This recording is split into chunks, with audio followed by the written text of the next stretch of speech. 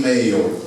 The specimen was shiny blooming, and we could not reach the canopy, but with a pole we got a few branches, and on the right you can see the detail.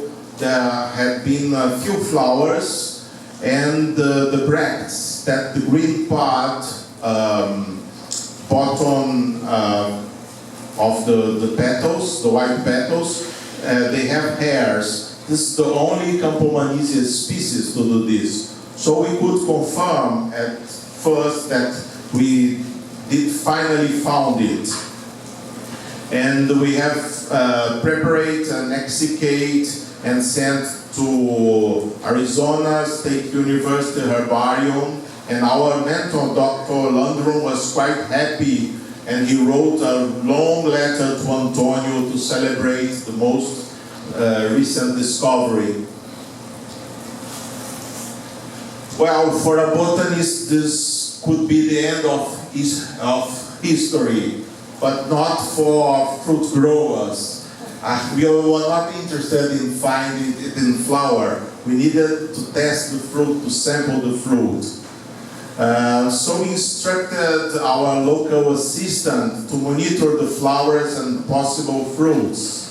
So every few weeks we used it to call him. That was a hard task in those rural areas in the early 2000s. The cell phones didn't work well there. Hoping good news. But to our regret, the fruits just grow to a very tiny size, and they drop much before they could ripe, with only 1 or 2 centimeters. So what to do? This was the question. And the answer came after a quick reflection. And contrary to the average thought, fruit trees in the rainforest, they don't thrive. They fight for light, they fight for food, for space, even for water, in a crowd of species. Like I told you before, Mata Atlântica, the Atlantic rainforest, is one of the most biodiverse places in the world. So we made a quick trip in order to, after the call of Mr. Pereira, to fertilize our forest survivor. Remember, it was the only tree of this species we could find. And to bring in light by cutting some competing branches from other species and fertilized it. And what a surprise when Senor Pereira phoned me after a few weeks to inform that the trelate was bending itself due to the wave of loaded fruits. We have been so excited about it. And then, with the help of Harry Lorenzi, he is the second left, the one with blue polo shirt, the founder of Jardim Botânico Plantarum. He organized an expedition to photograph, first time since its discovery, 160 years later, its scientific description. What a joy! The rare species, for a short lapse of time, wasn't included in our blue cover book, Brazilian Fruits of 2005, because this was already the year of 2006, but was later published in Lorenzi's Brazilian Trees, Volume 3, which you can also find with Oscar, and finally in Frutas no Brasil, our latest book. And this is in our website, the species, Campomaniaceae hirsuta, guabiroba, peluda, gigante. Peluda means hairy because the leaves are very hairy, fuzzy. And during the coming years, we have germinated the seeds and raised a few hundreds of seedlings that have been distributed among many rare fruit growers across Brazil. it happened that in 2007, during another expedition of Jardim Botânico Plantarum, we found a very similar fruited Campomaniaceae species in Espírito Santo state. This is north of Rio de Janeiro. And curiously, in spite of the fruits looking so similar, the botanists consider it quite different because their flowers are quite different. So, botanists, as a rule, they don't look much at the fruits, they look at the flowers. And they say the new species is more related to Campomaniaceae sessiliflora, another species with spherical fruits. Both hirsuta and the new species have flattened fruits. Like I told, fruits from both species look identical to unexperienced growers. Actually, they present a bumpy surface in hirsuta. And that even well-known rare fruit nurseries in São Paulo mixed up their identities. They still sell the new species as hirsuta, and they are not. The new species remain unpublished, and so no botanical names available. And thanks to its faster growth and precocity, from seed to fruit in only 3 years. And besides the large fruits, it was baptized Super Guabiroba in our nursery. And finally, one of our customers, Mr. Ludovic Coleman, he developed a set of marmalades using the fruits of Atlantic rainforest. This is a possibility. I have noticed on my previous trip to Hawaii that you have a lot of local marmalades and jellies, and the fruits of Atlantic rainforest, they are excellent for jelly and marmalade production. And thanks to the efforts of Mr. Coleman and of course our seedlings, George Gardner's reported marmalade recipe was resurrected almost 200 years later. And as a grower of both hirsuta and Super Guabiroba, like I told before, they have similar fruits.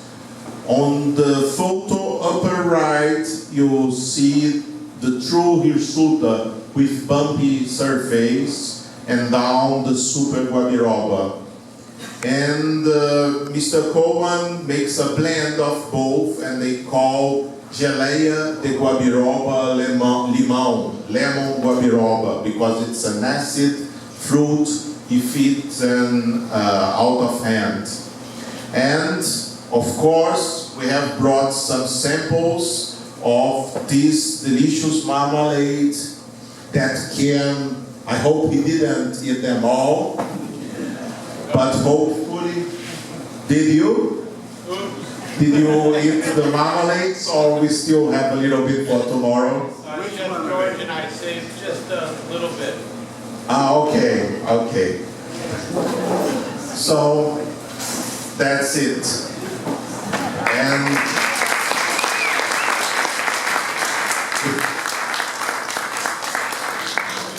so if you have any questions, please feel free. I don't know if we have time for it.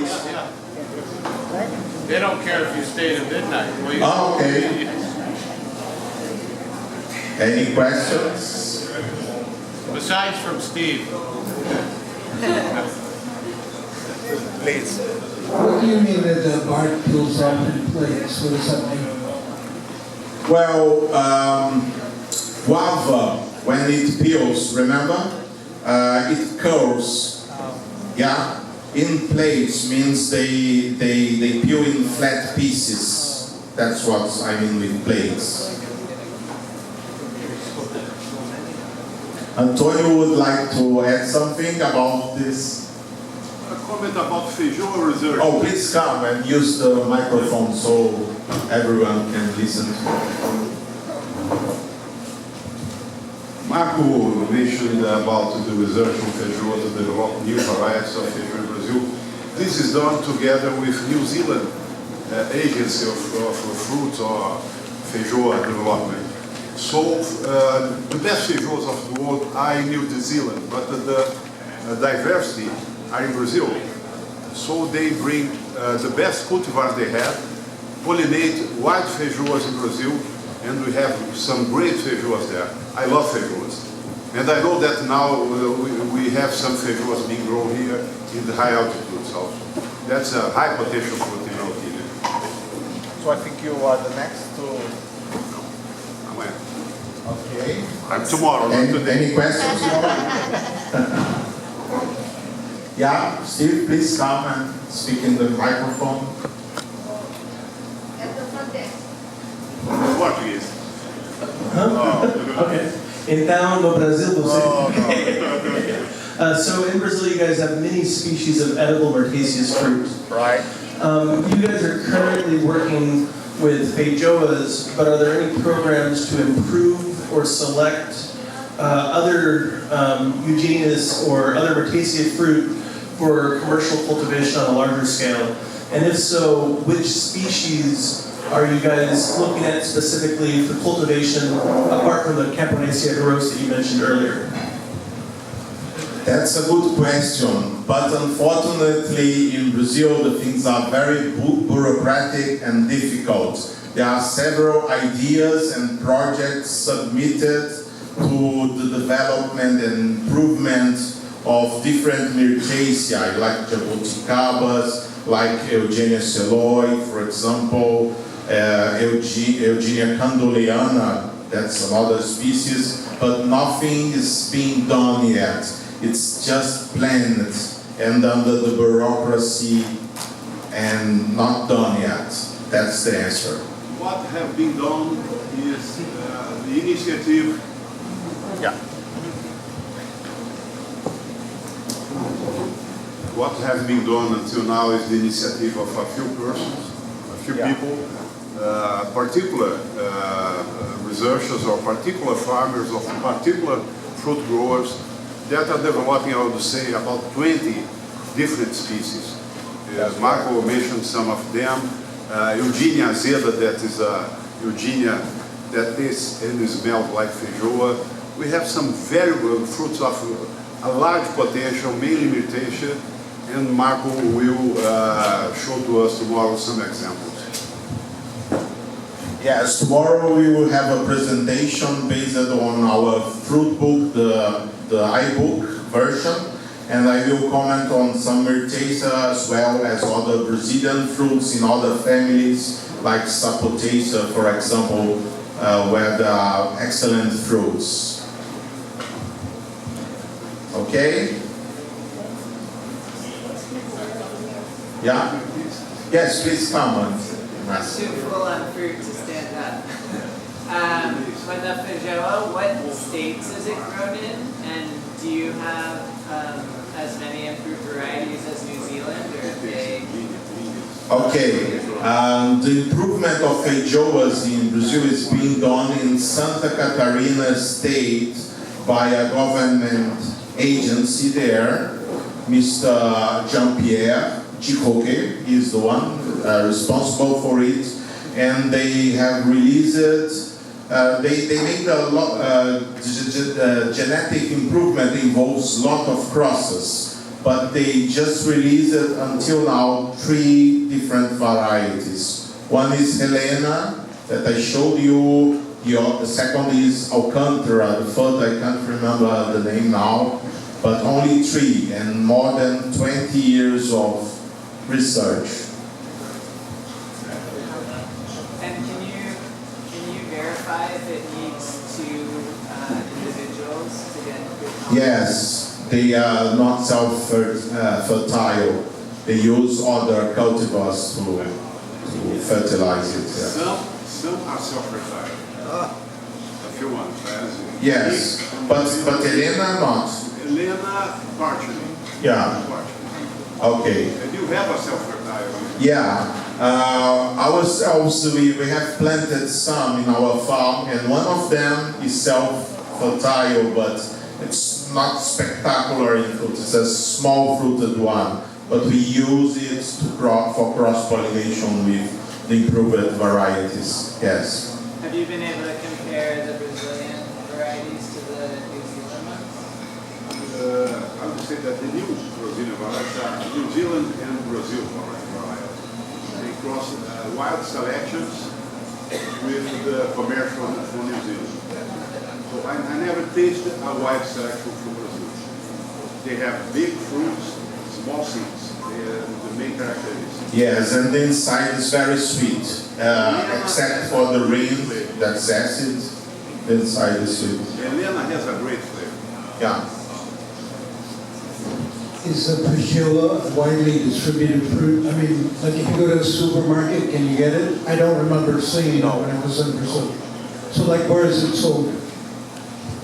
Yeah, feijoa is not widely distributed in Brazil. The production is only in Santa Catarina, yet it's very local. It's the same, it's grown by the same association as the apple growers, but it's so few, so small the production that it goes only to South Brazil.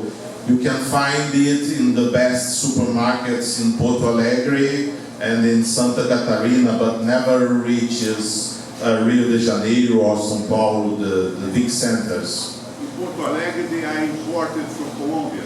Oh yeah, they also have in Porto Alegre imported ones from Colombia, much smaller. And also Pão de Açúcar supermarket. Yeah, he's made an advertisement of a certain Brazilian supermarket. Any more questions? I have a question. Yeah. We have the ohia tree in Hawaii. I know it. Yes, in the Myrtaceae family. And due to the disease affecting... Ohio is in the blueberry, no? No, not Ohio. Ah, not Ohio. Okay. Similar name. Okay. Yeah. I'm not going to remember the botanical name of ohia. Yeah, I know one with the stems looking like feijoa flowers. Yeah, I know but it. we have From the volcano part. It's vulnerable to a disease. Microcideros. That's right. So we have the ohia rust disease, which has caused the state of Hawaii to ban the import of all Myrtaceae plant material. Seeds are okay, as far as I know, but plant material is not okay. And there have been other disease issues in Hawaii, like the Puccinia rust that affected the rose apple trees, the syzygium and stuff like that, and affects some of the other Hawaii Myrtaceae plants. That's right. Have you seen either or, like highly vulnerable Myrtaceae species or resistant Myrtaceae species? Yes. Well, he's questioning me about Myrtaceae specific disease. It's a fungus that looks like rust, iron rust. And this attacks certain species, not all Myrtaceae species. About the Brazilian ones, one specifically that have trouble with this is the Araçá boi, Eugenius tibitata. It's very susceptible to it. Some Syzygium species imported from Australia, cultivated in Brazil, and specifically one, Syzygium polycephalum, the lipote from the Philippines, is very susceptible.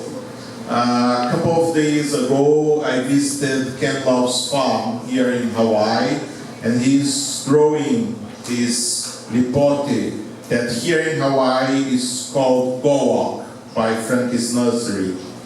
And it was heavily attacked there by this disease. But most of the Brazilian Myrtaceae, they are very resistant to rust, except one jaboticaba species, the commonest here, Sabara, is susceptible to rust. Eucaliptus. Oh, eucalyptus, we are talking about edible ones, yeah. But eucalyptus, yes. Main disease of the plant. Okay. We have that also. Just take fire there.